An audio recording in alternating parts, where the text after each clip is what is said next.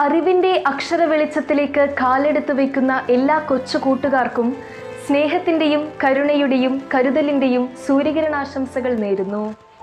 മാന്യ പ്രേക്ഷകർക്കെല്ലാവർക്കും ഒരിക്കൽ കൂടി സൂര്യകിരണം വാർത്തകളിലേക്ക് സ്വാഗതം. 2 മാസക്കാലത്തെ വേനലവധിക്ക് ശേഷം വീണ്ടും മറ്റൊരു അധ്യയന വർഷം കൂടി ആരംഭിക്കുകയാണ്. പുതിയ സൗഹൃദങ്ങളും പുതിയ അധ്യാപകരും പുതിയ അന്തരീക്ഷവുമായിരിക്കും പല വിദ്യാലയങ്ങളിലും കുട്ടികളെ കാത്തിരിക്കുന്നുണ്ടാവുക.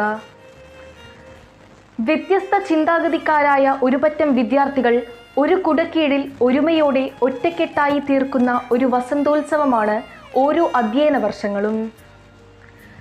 അവിടെ അവരുടെ പരിഭവം പറച്ചിലും വാശിയും ശുണ്ഠിയും ഒക്കെയുണ്ടാകും.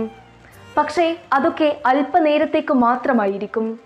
അത് കഴിഞ്ഞാൽ അവർ അവരുടെ കളിത്തോഴന്മാരും കളിത്തോഴികളുമാണ്. നമ്മുടെ സ്കൂളുകളിൽ നമ്മുടെ വിദ്യാർത്ഥികൾ എത്രത്തോളം സുരക്ഷിതരാണ് എന്ന ചോദ്യം പ്രസക്തമാണിന്ന്. നാടിൻ്റെ മുക്കിലും മൂലയിലും പടർന്നു പന്തലിച്ചു നിൽക്കുന്ന ലഹരിക്കൂട്ടങ്ങൾ നമ്മുടെ കുട്ടികളെ ലക്ഷ്യമിടാൻ തുടങ്ങിയിട്ട് വർഷങ്ങളേറെയായി.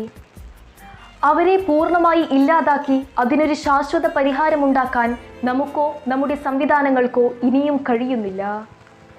ലഹരിക്കെതിരെ എത്ര കണ്ട് ബോധവൽക്കരണം നടത്തിയിട്ടും ലഹരി നമ്മുടെ സമൂഹത്തെ കീഴടക്കിക്കൊണ്ടിരിക്കുന്ന വാർത്തകളാണ് എന്നും എവിടെയും. ലഹരി ബോധവൽക്കരണം അനിവാര്യം തന്നെയാണ്. എന്നാൽ ആദ്യം അത് അവരവരുടെ വീടുകളിൽ നിന്നും വേണം തുടങ്ങുവാൻ. അതിനുശേഷം മതി അധ്യാപകരും വിദ്യാർത്ഥികളും അവരുടെ രക്ഷിതാക്കളും ഒന്നിച്ചിരുന്നുള്ള ബോധവൽക്കരണ ക്ലാസുകളും ലഹരി വിരുദ്ധ പ്രതിജ്ഞയും. പഠനമാണെൻ്റെ ലഹരി, പഠനം മാത്രമാണെൻ്റെ ലഹരി.